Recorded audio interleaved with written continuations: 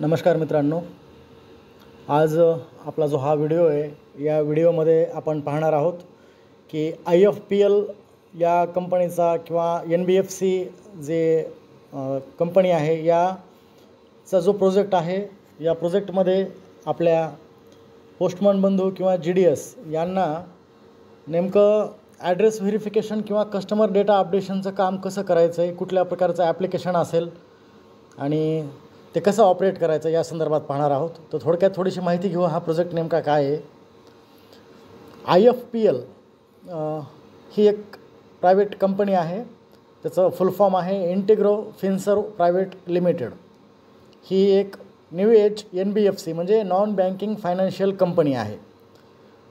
या लॉंग फॉर्मवरून तुम्ही समजलाच असाल की ही जी कंपनी आहे ही कंपनी कस्टमर्सला लोन प्रोवाइड करते आणि या कंपनीने ऑलरेडी अनेक कस्टमरला पॅन इंडिया लेवलमध्ये लोन हे प्रोवाइड केलेले इथं आणि त्यांचा कस्टमरचा डेटा देखील त्यांच्याकडे आहे, परंतु त्यांना तो क्रॉस व्हेरीफाय करायचा आहे किंवा डेटा अपडेट करायचा आहे। फॉर एक्झाम्पल, लोन घेते वेळेस काही कस्टमरचा फोन नंबर वगैरे वेगळा असेल, आता तो बदललेला असेल, किंवा पत्ता जो त्यांनी प्रोवाइड केलेला आहे त्यावेळी हा प्रॉपर आहे का याचं ॲड्रेसचं व्हेरिफिकेशन आणि mobile number updation of their customers, त्यांच्या कस्टमर जे कोणी आहेत त्यांचे डिटेल्स हे ते आपल्याला देणार आहेत आणि त्यांचे त्या ॲड्रेसवरती जाऊन आपला जो डिपार्टमेंट ऑफ पोस्ट DOPचा जो स्टाफ आहे, मग तिथे पोस्टमन जर सर्व करत असतील त्या एरियाला तर पोस्टमन किंवा GDS स्टाफ असतील ग्रामीण भागामध्ये, मग ते BPM असो का ABPM, हे ग्रामीण भागामध्ये जाऊन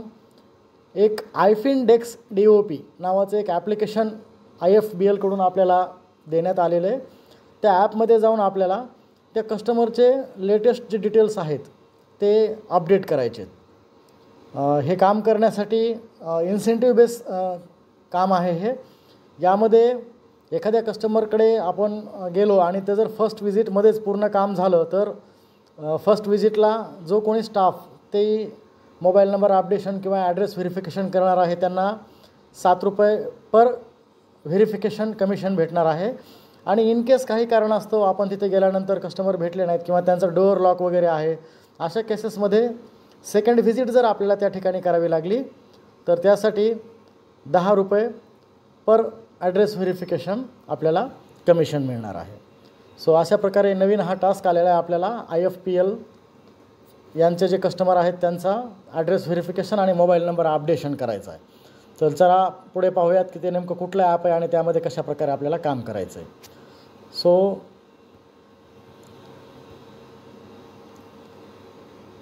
बेसिकली ते जे ॲप आहे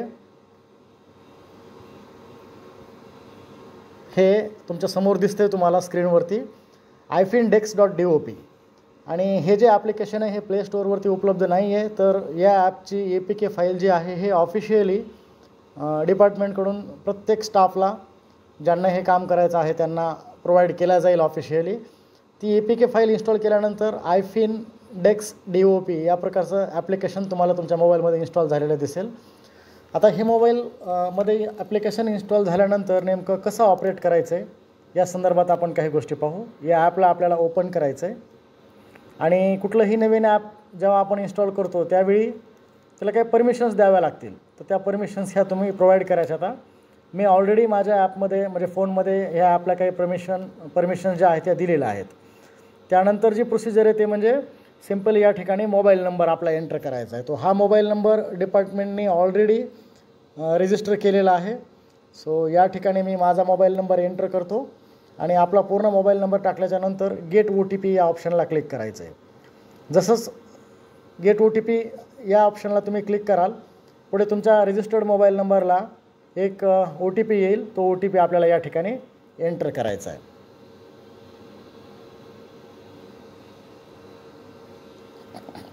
आणि कंटिन्यूला क्लिक करायचं आहे। जसंच आपण एंटर करू ॲपमध्ये OTP आपला मॅच होईल त्यावेळेला तुम्ही स्क्रीन काहीशी पाहू शकाल। अशा प्रकारे स्क्रीन तुम्हाला दिसेल। त्यामध्ये सुरुवातीला जो कोणी स्टाफ ॲड्रेस व्हेरिफिकेशनचं काम करणार आहे त्यांचं नाव दिसेल। त्या बाजूला हे स्विच ऑफचं बटन तुम्हाला दिसतं आहे, बट हे स्विच ऑफचं नसून या ॲपमधून बाहेर जर आपल्याला पडायचं असेल म्हणजे लॉग आउट व्हायचं असेल तर इथून आपण लॉग आउट होऊ शकतो। त्यानंतर हा जो डॅशबोर्ड आहे, या डॅशबोर्डला तुम्ही पाहू शकता टोटल असाइनड, म्हणजे मला किती ॲड्रेसचं व्हेरिफिकेशन करायचं आहे. हे ऑलरेडी IFPLने आपल्या डिपार्टमेंटला ॲड्रेस प्रोव्हाइड केलेले होते आणि त्या ॲड्रेसला जो कोणी पोस्टमन किंवा GDS स्टाफ हे सर्व करतात त्यांचा डेटा IFBLला आपल्याकडून गेलेला आहे आणि त्यानुसार आपल्याला लॉग इन केल्या दिसेल की मला किंवा माझ्या युजरला, ज्या युजरने मी लॉग इन झालो आहे त्यांना किती ॲड्रेस व्हेरिफिकेशन करायचं आहे. याप्रमाणे डॅशबोर्ड आहे. 10 टोटल असाइनड, म्हणजे 10 असे ॲड्रेस मला व्हेरीफाय करायचे आहेत. 0 व्हेरीफाईड, 0 अटेम्प्टेड, 10 पेंडिंग. 10ला 10 मला असाइन केलेले पेंडिंग आहेत. जर मी काही व्हेरिफिकेशन केलं तर या ठिकाणी व्हेरीफाईडचा फिगर येऊन जाईल. आणि काही केसेसमध्ये असं होईल की मी त्या लोकेशनला ॲड्रेस व्हेरिफिकेशनला जाईल, बट फर्स्ट अटेम्प्टमध्ये मला ॲड्रेस व्हेरिफिकेशन होणार नाही, तर ते व्हेरीफाईडमध्ये न जाता अटेम्प्टेडमध्ये राहतील. म्हणजे आपण व्हेरीफाय करण्याचा अटेम्प्ट तर केला, प्रयत्न केला, परंतु ते सक्सेसफुली व्हेरीफाय झालेलं नाही. असे काहीसे ऑप्शन्स या ठिकाणी दिसतील. आणि एकदम बॅक साईडला खाली जर बघितले तर 2 ऑप्शन आहेत तुम्हाला, होम आणि कस्टमर. सो होममध्ये आपल्याला डॅशबोर्ड दिसेल आणि एकदा का आपण या ॲपमध्ये लॉग इन केलं तर हे ॲपमधून जोपर्यंत आपण लॉग आउट होत नाहीत ते ॲज इट इज एक आठवडाभर एक लॉग इन आपलं काम करते. म्हणजे एकदा का जर OTP टाकला आपण आणि या ॲपमधून आपण लॉग आउट झालो नाहीत तर 8 दिवस, कमीत कमी 1 वीक हे ॲप असंच लॉग इन कंडिशनमध्ये राहतं. आणि जर लॉग इन कंडिशनमध्ये आपण आहोत अशा वेळेस आपल्याला जर ॲड्रेस व्हेरिफिकेशन करायचं असेल तर कस्टमर्स या ऑप्शनला क्लिक केलं की ते 10ला 10 कस्टमर्सची डिटेल्स आपल्याला या ठिकाणी दिसतील. ऑलमध्ये सर्व कस्टमर असतील. व्हेरीफाईडमध्ये जर आपण काही व्हेरीफाय केले असतील तर ते कस्टमर तुम्हाला दिसतील आणि अनव्हेरीफाईडमध्ये जे कुठले पेंडिंगला आहेत असे 10ला 10 कस्टमर तुम्हाला या ठिकाणी दिसतील. सो आपल्याला करायचं काय नेमकं, जे व्हेरीफाय झालेत त्यांचं तर टास्क पूर्ण झालेलं आहे, परंतु जे अनव्हेरीफाईड आहेत त्यांच्यामधील कुठला एखादा कस्टमर आपल्याला समजा की आता मला व्हेरीफाय करायचं आहे. तर 2 नंबरचा जे हे कस्टमर आहेत अच्युत सोपान हिवरे, स्टेट महाराष्ट्र, डिस्ट्रिक्ट बीड आणि त्यांचा पिनकोड पण दिलेला आहे 431123. आता तुम्ही असं म्हणाल की या ठिकाणी सर वेगवेगळे पिनकोड दिसायला लागलेत, मग त्या ठिकाणी आपण जायचं का? तर नाही, आपण ज्या ऑफिसला अटॅच आहोत त्याच ऑफिसच्या एरियामधले पिनकोड तुम्हाला इथे दिसतील. हे फक्त ट्रेनिंग पर्पजसाठी ॲप्लिकेशन असल्यामुळे हा डेटा पूर्ण डमी आहे आणि या ठिकाणी वेगवेगळे पिनकोड दिलेले आहेत.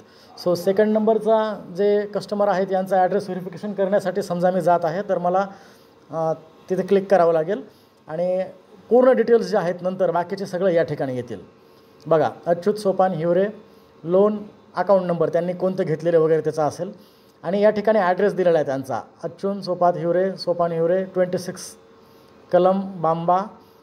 कळंबा महाराष्ट्र बीड आणि पिनकोड आहे स्टेट बीड डिस्ट्रिक्ट पिनकोड दिलेला आहे.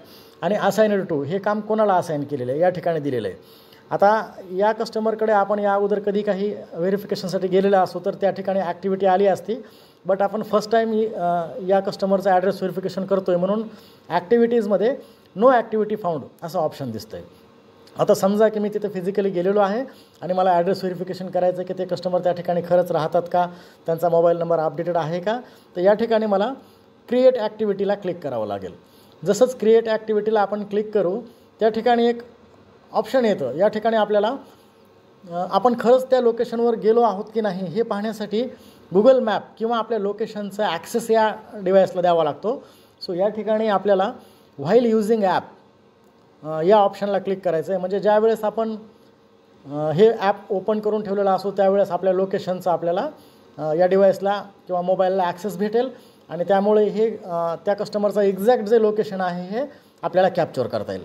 आता व्हिजिट स्टेटसमध्ये वेगवेगळे स्टेटस आहेत. इथं जर आपण क्लिक केलं तर हा जो ॲड्रेस आहे हा पूर्ण ॲक्युरेट असेल, कस्टमर त्या ठिकाणी राहत असतील तर सिम्पली आपल्याला व्हेरीफायला क्लिक करायचं आहे. आणि जसंच व्हेरीफायला क्लिक केलं की त्यांच्या वडिलांचं नाव, हाऊस नंबर, प्लॉट नंबर हे डिटेल्स जे आहेत हे पूर्ण मॅन्डेटरी नाही आहेत. जे काही गोष्टी कस्टमर आपल्याला देतील ते पूर्ण आपल्याला या ठिकाणी फिलअप करायच्यात आणि फिलअप करून शेवटी सेव्ह करायचं आहे. आणि या ठिकाणी कॉन्टॅक्ट नंबर वगैरे कस्टमरचा काय आहे हे डिटेल्स पूर्ण आपल्याला टाकायचे आहेत. आणि जिओ लोकेशनमध्ये सेट करंट लोकेशनला जाऊन ॲक्च्युअल जे लोकेशन आहे ते लोकेशन आपल्याला कॅप्चर करायचं आहे. आणि या व्यतिरिक्त तुम्हाला काही माहिती द्यायची असेल तर तुम्ही रिमार्क इफ एनीला जाऊन सेव्ह करू शकता. जसंच तुम्ही या ठिकाणी सेव्ह कराल तर हा ॲड्रेस ॲटोमॅटिक व्हेरीफाय होऊन जाईल. त्यानंतरचा ऑप्शन जे आहे ते इन्सफिशियंट ॲड्रेस. आता या ठिकाणी जो ॲड्रेस आहे तो अर्धवट आहे. समजा कस्टमरने दिलेला ॲड्रेस अर्धवट आहे, पण आपल्याला वाटतं की त्या ठिकाणी काही डिटेल्स आणखी अपडेट व्हायला पाहिजे. अशा केसेसमध्ये मला इन्सफिशियंट ॲड्रेस आहे, कस्टमर मला लोकेट होत नाही आहे, अशा केसेसमध्ये आपण अर्धवट पत्ता आहे हे देखील रिमार्क त्या लोकेशनला जाऊन मारू शकतो आणि रिमार्कमध्ये आपलं जे काही म्हणणं असेल ते आपण या ठिकाणी टाईप करून सेव्ह करू शकतो किंवा डायरेक्टली सेव्ह देखील करू शकतो. त्यानंतरचा जो रिमार्क आहे तो आहे डोअर लॉक. म्हणजे आपण त्या लोकेशनला गेलोत बट कस्टमरचा दरवाजा बंद आहे, तर आपल्याला डिटेल्स कस्टमरकडून मिळत नाही आहेत. अशा केसमध्ये डोअर लॉक रिमार्क मारायचा. आणि सेकंड ऑप्शन येईल मग रिशेड्यूल डेट. मग आज जर तुम्हाला डोअर लॉक भेटलं आहे तर तुम्ही परत कधी व्हिजिट कराल या ॲड्रेस व्हेरिफिकेशनसाठी. सो या कॅलेंडरमधून आपण पुढच्या कुठली तारीख जाणार आहोत त्या तारखेचं डेट देखील आपण सहसा अंदाजित एक टाकू शकतो. आणि या ठिकाणी पुन्हा सेट करंट लोकेशन केलं की त्या लोकेशनचे लॉंगिट्यूड लॅटिट्यूड ॲटोमॅटिकली येतील आणि रिमार्कमध्ये काय टाकायचं असेल तर तुम्ही माहिती टाकू शकता आणि याला सेव्ह करू शकता. बट आता जस्ट ट्रेनिंग पर्पजसाठी मी काय सेव्ह करत नाही आहे. पुढचे ऑप्शन बघू. ते आहे रॉंग ॲड्रेस. आता जो कस्टमरचा पत्ता आहे त्या ठिकाणी आपल्याला कस्टमर मिळालेत परंतु त्यांचा पत्ताच चुकीचा आहे. मग अशा केसमध्ये रॉंग ॲड्रेस या रिमार्कला आपल्याला टिकमार्क करायचं आहे आणि नवीन पिनकोड द्यायचा आहे कस्टमरचा. जो कोणता पिनकोड असेल तो किंवा मोबाईल नंबर कस्टमरचा या ठिकाणी एंटर करायचा आहे, अपडेट करायचा आहे. त्यानंतरचं पुढचं जे ऑप्शन आहे ते म्हणजे कस्टमर डिनाईड. काही केसेसमध्ये असंही होईल की कस्टमर म्हणतील नाही आम्हाला डिटेल्स शेअर करायचे नाही आहेत.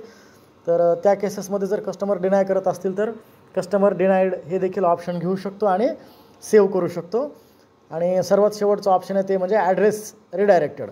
जर कस्टमर पूर्वी या लोकेशनला राहत होते पण आता सध्या ते दुसरीकडे कुठे जर रिडायरेक्ट झाले असतील, त्यांनी जागा चेंज केली असेल किंवा घर चेंज केलं असेल तर ॲड्रेस रिडायरेक्टेड या ऑप्शनला टिकमार्क लावून या ठिकाणी मोबाईल नंबर अपडेट करून देखील आपण सेव्ह करू शकतो.